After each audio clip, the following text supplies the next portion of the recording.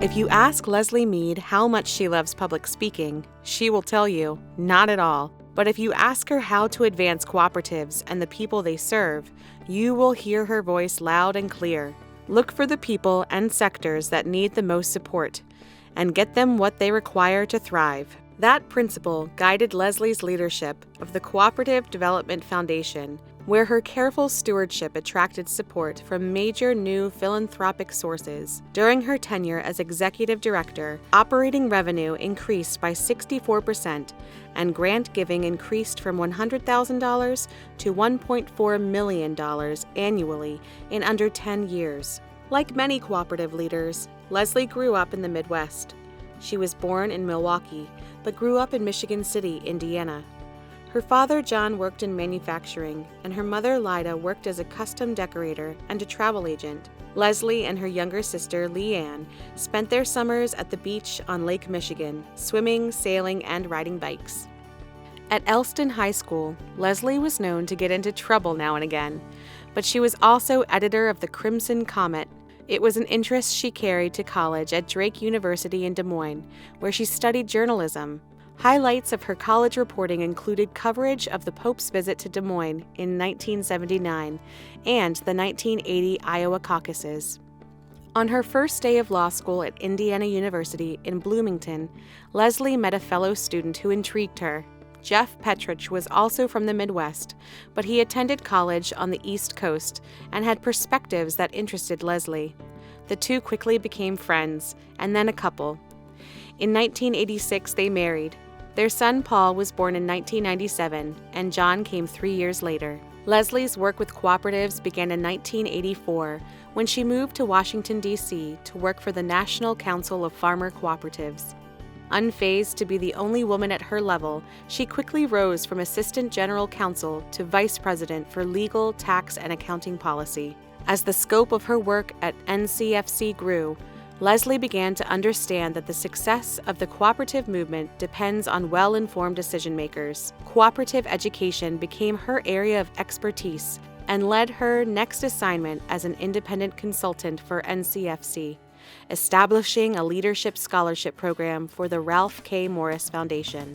Later, Leslie became executive administrator for the Association of Cooperative Educators, a venerable but struggling organization with declining membership. Leslie helped reestablish ACE as a premier educational organization with unique cross-cultural offerings.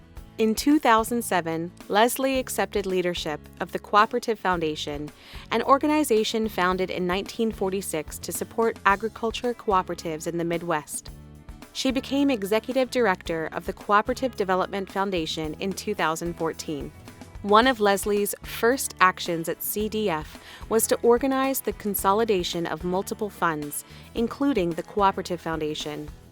It took careful diplomacy to convince advisory boards to release control of their beloved funds to CDF, but board members had come to know and trust Leslie's judgment.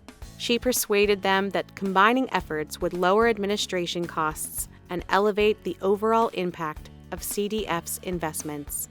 Perhaps Leslie's most consequential innovation at CDF is the National Home Care Cooperative Initiative. Home caregivers are among America's most vulnerable and poorly paid workers.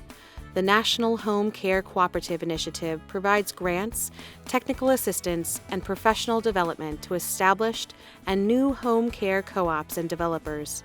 CDF's annual National Home Care Conference has become an essential networking event for co-op members and developers. In one of her final actions as executive director at CDF, Leslie instituted a change to the Cooperative Hall of Fame itself, a new category to acknowledge the cooperative leadership of women and people of color. Ella Baker, known as the mother of the Civil Rights Movement, was inducted in 2022 as the Cooperative Hall of Fame's first unsung hero. In retirement, Leslie has returned to her voracious reading habit. She appreciates the time she has now to cook and to indulge in her new obsession, water aerobics. She is glad to be able to fully enjoy the company of friends, especially the Co-op Coven, a small but mighty cadre of women cooperative leaders who have supported and advised each other for more than 30 years. for deploying a fierce intellect on behalf of the people and communities who benefit most from cooperative organization, for effecting profound change with a low-key but determined leadership style, and for ultimately transforming the landscape of cooperative philanthropy. We honor Leslie Mead tonight with induction into the Cooperative Hall of Fame.